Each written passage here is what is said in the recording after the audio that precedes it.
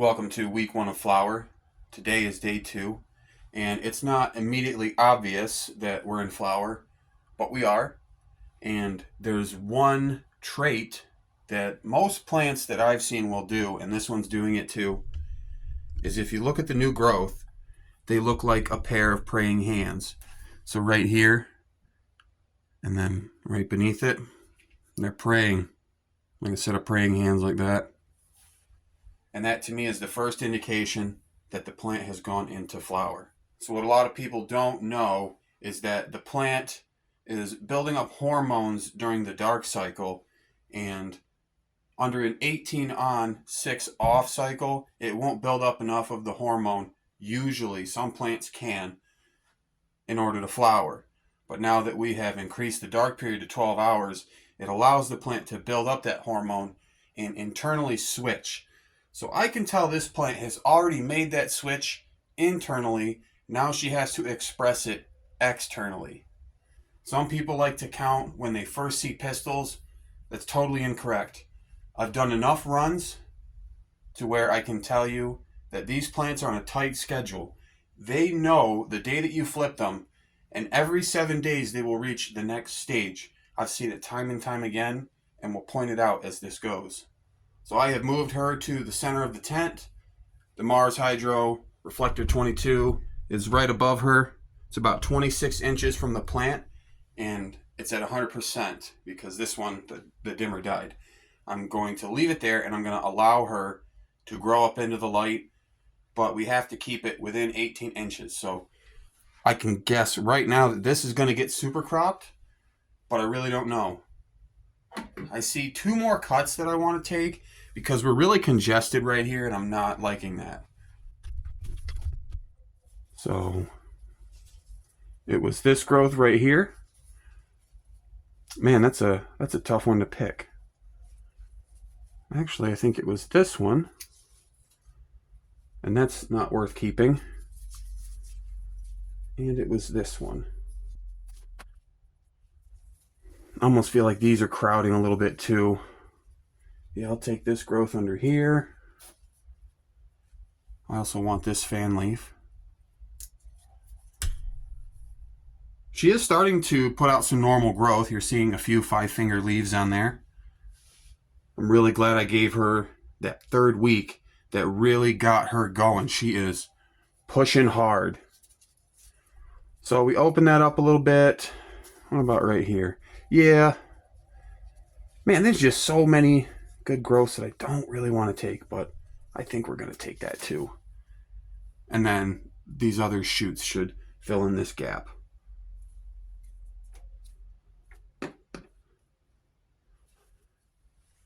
And you could take these. They're decent size, but we're not going to do that. We already have too many. I'm also seeing another cut in here that's crowding. Just right in the center. I'll take that too. That's a pretty good cut as well. Anyone else? I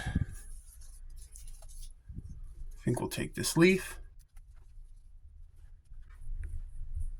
So I am keeping the plant a good bit warmer than it was.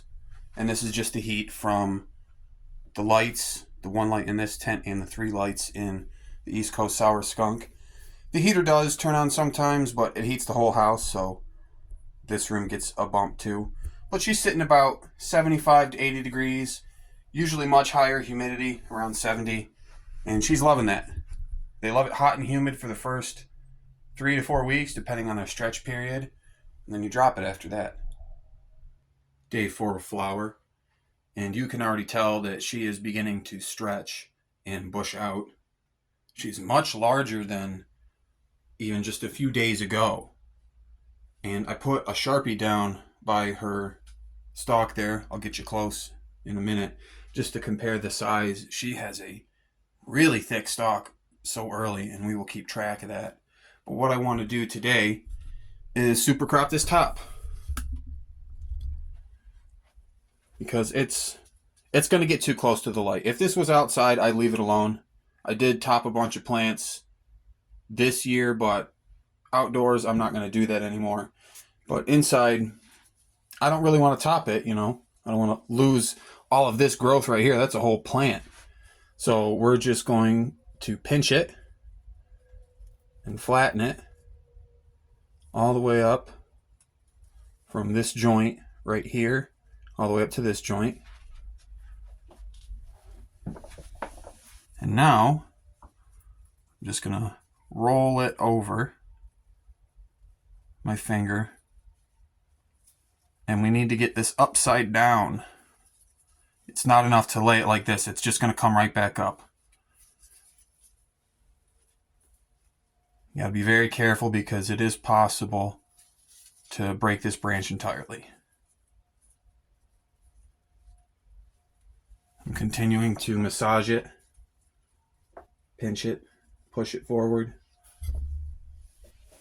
Now that was pretty stressful for the plant, but it's no different as though a big wind gust came by, or maybe a bear or some large plant just walked over it and just bent that growth.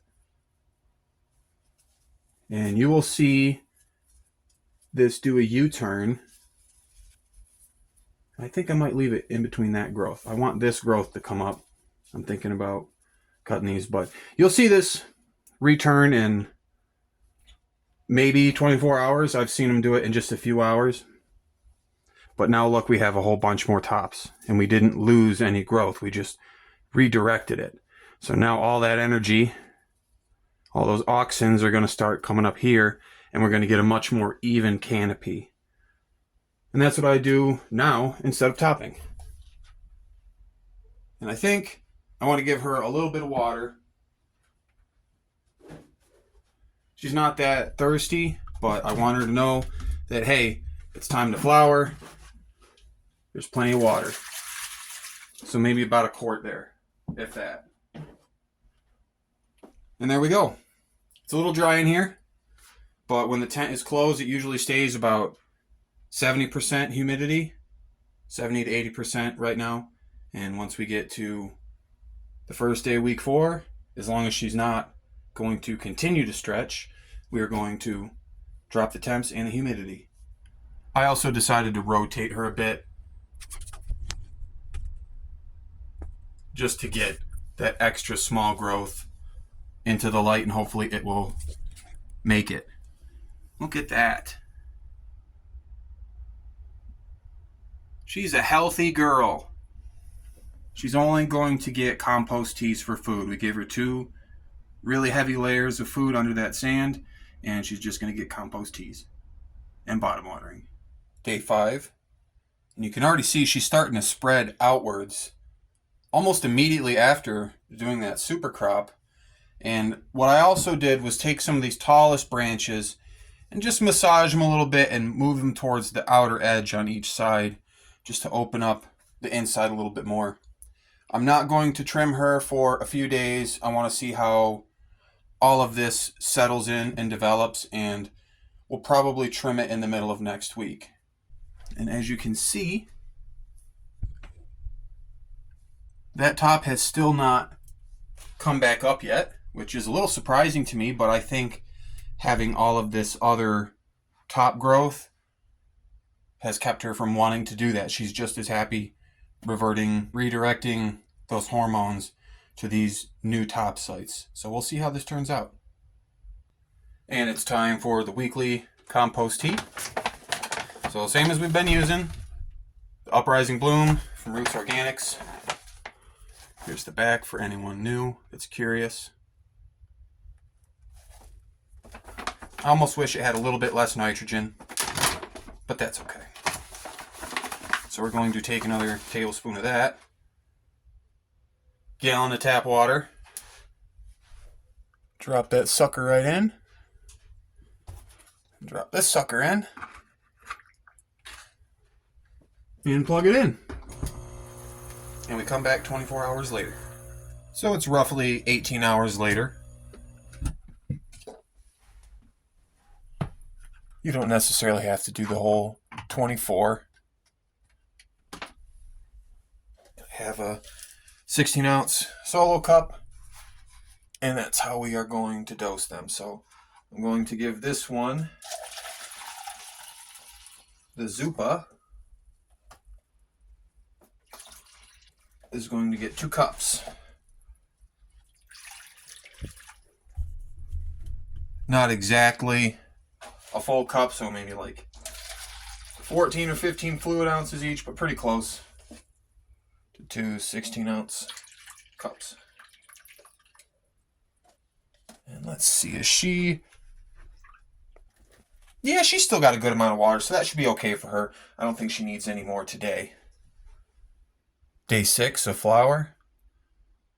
And she is responding in a way that I have not seen, because usually when I super crop the top, it immediately wants to come back up. But this girl was like, okay, you want to bend me? All right, I'm just going to do what you want. I just had to do that, and now she's bent into submission. So that's perfect, isn't it? That top has still not come back up. It's right down here now. Wild to see that. I have never seen a top. Well, I shouldn't say never seen a top fail to come up. If you look at the East Coast Sour Skunk, you'll know what I'm talking about. But usually when they're still in the transition, it'll pop right back up. But she was just as content letting all these other branches come up. Look at how bushy this girl is. She has so many shoots, which is a problem. So we have to fix that today. She has a few growths that I want to get rid of. Mostly this one down here. I almost want to take this one as a cutting. Because look at that boy. That's what a lot of like commercial facilities would take. I think they have a higher rooting potential or something after a certain size, but I have really good luck with small cuts, to be completely honest. But that is why I got the taller dome, so I could throw in some bigger cuts. So I think we might try that one and see what happens. Throw that in some water real quick. That's probably the only other cut I'm going to keep. And I want to get rid of some of these big fan leaves that are blocking lower sights. But I'm keeping the ones at the top. They are the prime energy sources right now. But anything, like you see this one in here, that's not really doing a whole lot, and it's crowding. And I noticed that the leaves are kind of wet because they're transpiring. Like right here, you can see the moisture on that leaf. It does get really humid in here during the night. And if you were to wait until you see pistils to count it as being in flower, it still would not be in flower, because I guess I see a couple starting, but yeah, you technically wouldn't be considering it in flower if that was your criteria. Well, I'll tell you right now, she's definitely in flower. She's just already starting to grow very aggressively. I think she sensed flower was coming during veg last week, because she exploded. I don't know what it was. You have a leaf here from the top that I want to get rid of.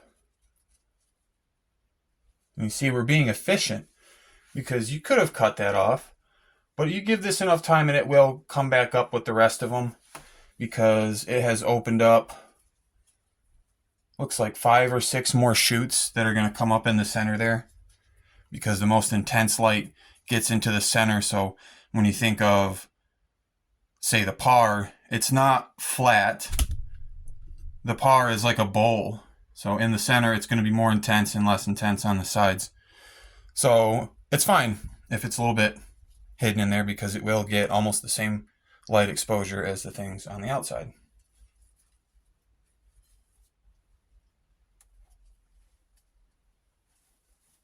You know what? This one, oh, that one's about to make it to the outside, so I will not take it.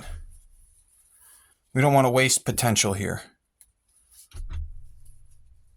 Some people wait for the plant to finish its stretch before they do some trimming. I like to do little bits the whole time to, just as I said, not waste its potential, because if you let it go the full 3 weeks without trimming it, she's going to grow a lot of stuff that you cut off, and you just wasted that energy.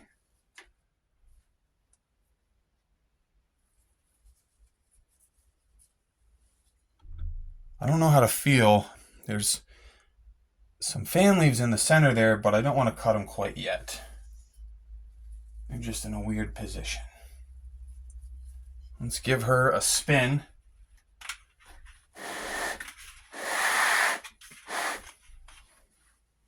Make sure we're still center under the light. Yep.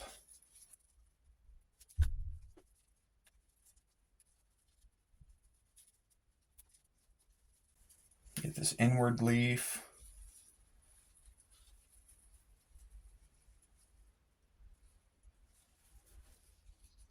She's very stinky.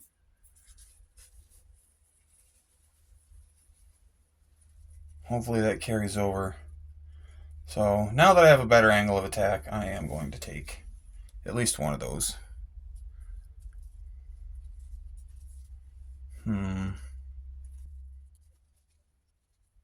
She has so many shoots. This thing could have 30 bud sites, something like that.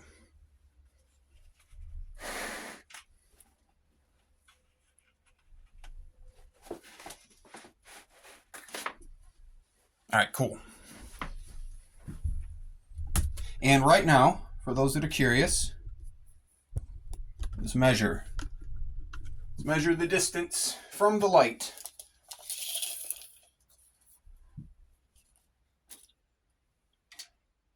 So we're touching the light.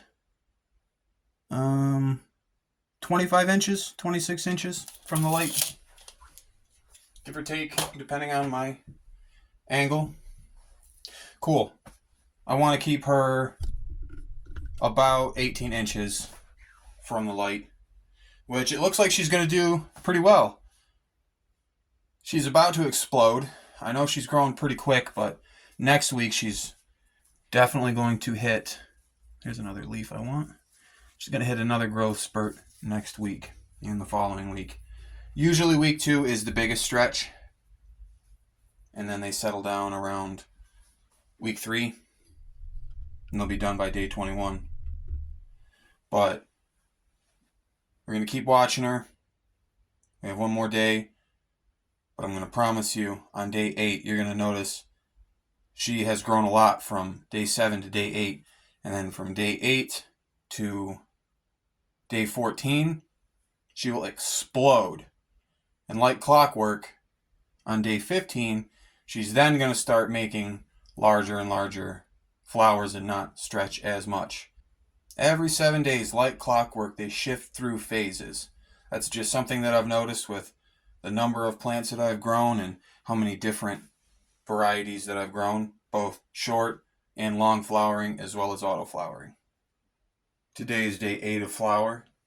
I procrastinated too much yesterday and I didn't get a chance to get a final video for the week while she was still awake. So we're going to bleed over into week 2 for the end of this video. And she has bushed out quite a bit. She really hasn't gotten a whole lot taller. I think she's only grown maybe an inch or 2 in the last few days. Let's see where we are. Yeah, so right about 2 feet from the light now. So she did grow a couple inches. But the way that I topped her, she really responded well to that. This top is trying to come up, but it hasn't quite done it yet. And this little area that was a bit lower is starting to fill in more. I don't think I'm going to do a whole lot more clipping of branches because this particular plant seems to be a creeper. I usually don't like when they do that, but some of them just do it naturally. So I'm going to let her do her thing. I'll probably pluck a few more leaves. Like this one here. This one's a little big. Just to expose these top sites here.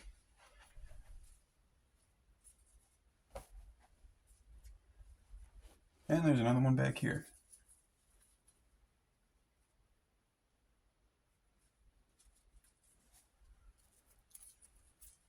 Yeah, she's still pretty good, but I do want to keep her wet. There's like a splash of water in here. Just a tiny bit of water. And again, if you were waiting to see pistils to count it as being in flower, it's still not in flower. But you can tell that from the beginning of the week that we flipped her until now, she is definitely beginning to stretch. Today is day 1 of when she should really start stretching, and I'm starting to see it. I'm going to do a lot of leaf tucking. Just any big leaves, just tuck them under the growth to have the same effect, just to expose more flower sites. And I'll probably massage these down. Not quite as much as I would normally do with the chiropractic. Just kind of just pushing them, bending them, not pinching them.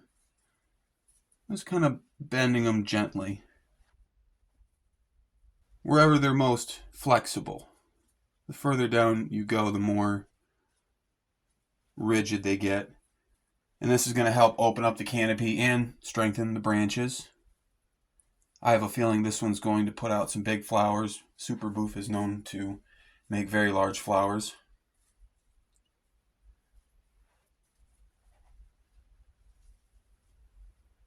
Trying to move these out as much as I can since she wants to be a creeper. I think she was going to stretch, but I turned her into a creeper by bending that top branch. Can you see where it is on camera? No, it's right here. This little growth right here. And she might make it up. But I'm really glad that she has reverted, because this is an excellent example of why you don't need to top. And I used to do it. You can go back and see some of my previous videos, especially the Fast Buds run. I did top all of those plants, and they did all right. But you can achieve the same goal without topping a plant, and I think you get better results because you're not harming the plant as much, I suppose.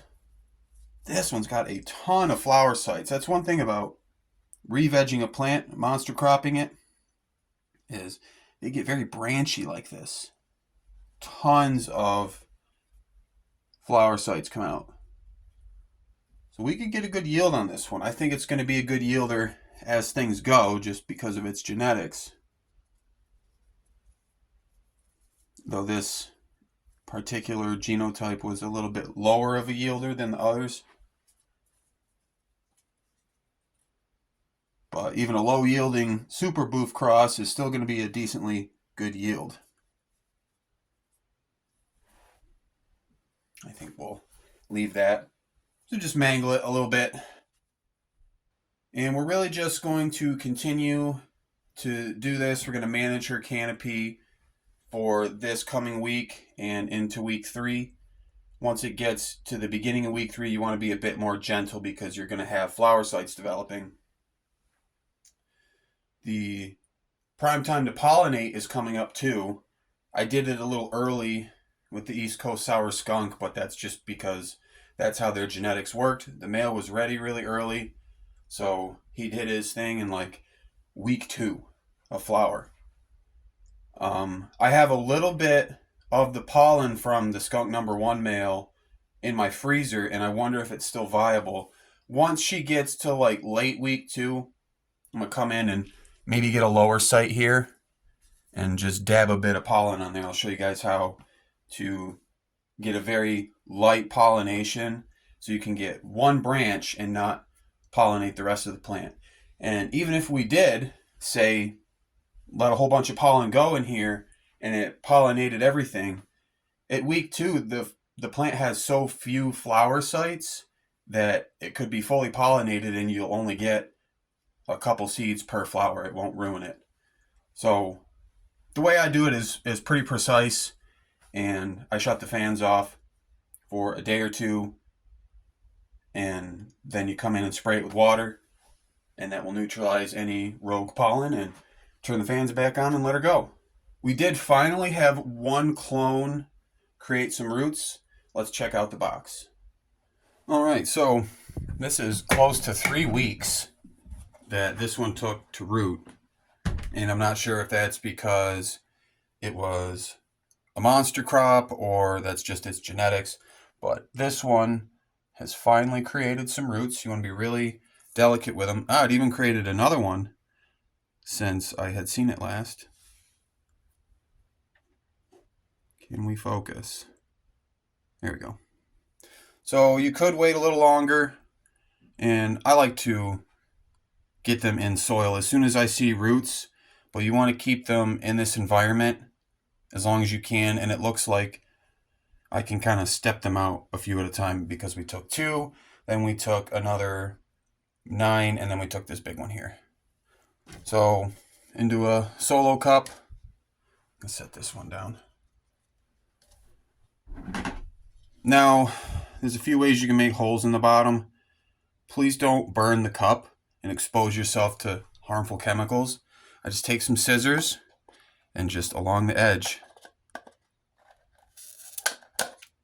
just snip the edge off. You can do that 3 times, or 4, or 5, however you like to do it. Make them whatever size you want. This allows it to be bottom watered, and you can see the roots poking out. But this is my favorite way to do it. It makes the least amount of mess, and it doesn't expose you to burning plastic. And then I like to use some masking tape and a Sharpie. You can write it on the cup if you like. So I have a new bag, the same potting mix we've been using. Some Mother Earth. That's the TerraCraft, yeah. Let's check out the ingredients for anybody new.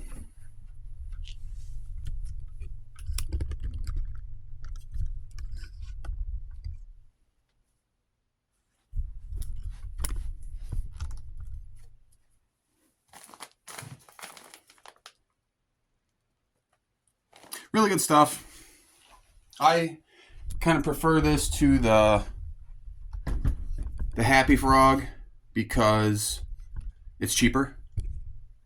It's like 50% cheaper, and to me it seems like the same stuff.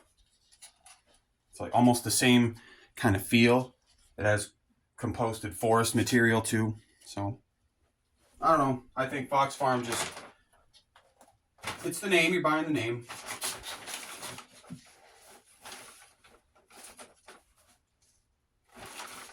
So I'm going to set this cup up a special way. The soil is actually very dry. I don't really have anything to hydrate it, but we'll deal with that another time. That's not what you normally want to do. You want to make sure that the soil is at least moist all the way through, because this is going to create some watering issues with this particular cup. But I put a little bit in there, and then I would normally want to use like a veg formula, but this is all I have right now. So we're going to use a little bit of this. It's the smallest measurement I have. A teaspoon. We're going to give it a teaspoon of this Uprising Bloom at the very bottom. The same way I built the East Coast Sour Skunk containers. We're basically doing the same thing, but on a very small scale. And they're clones. They really don't need a whole lot of food. You don't want to put them in like a super hot mix, but you definitely want to give them some food. The stuff that's in the soil is fine for them right now, but once it gets down to that level, it's going to be really hungry. So we're going to take a teaspoon of that Uprising Bloom. Let's sprinkle it in there. And then that'll be a nutrient layer. Once it hits that, that'll let us know that it's close to the bottom and it's ready to go into its final home. And what I think we're going to do with these is we are going to do a monocrop run. Even though I haven't seen this one finish yet, I know it's going to be good. I'm just going to keep an eye on her, make sure she doesn't have any intersex traits. It's the main thing I'm worried about. But as long as she doesn't have any intersex traits, we'll be good, and we'll have these ready and rocking and rolling. And I should know that by the end of week 3. Usually, if they have intersex traits, that's when they will show up, or later in flower. But nanners aren't so bad. They kind of suck, but they're not too bad. So let's get some more soil in there. Don't fill it too full for when you want to put your seedling in. And these are already kind of hardy. Normally they'd start curling up or wilting just being out of the dome even this long. So we're taking this one with the roots. And this is why I love these. You can just set them right in. All of that material is compostable, so it'll break down. And I'm going to backfill it with more of the potting mix. And there we go.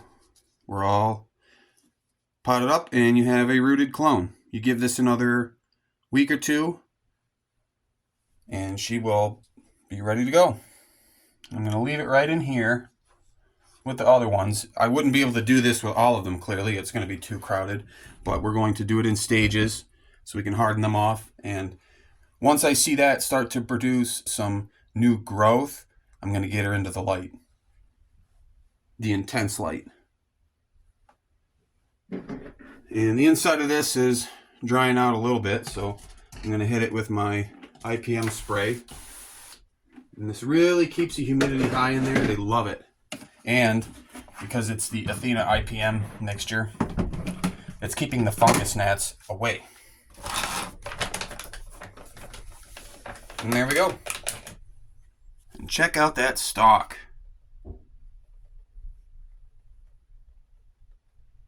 She is quite thick. This Zupa 17 is being grown under a single Mars Hydro Reflector 22 at 100%. If you're looking for some Mars Hydro equipment, you can use my 2 codes, MG420 for 3% off store-wide, and Mystical420 for 5% off of FC, FCE, and SP Series grow lights, as well as all of the grow tent kits.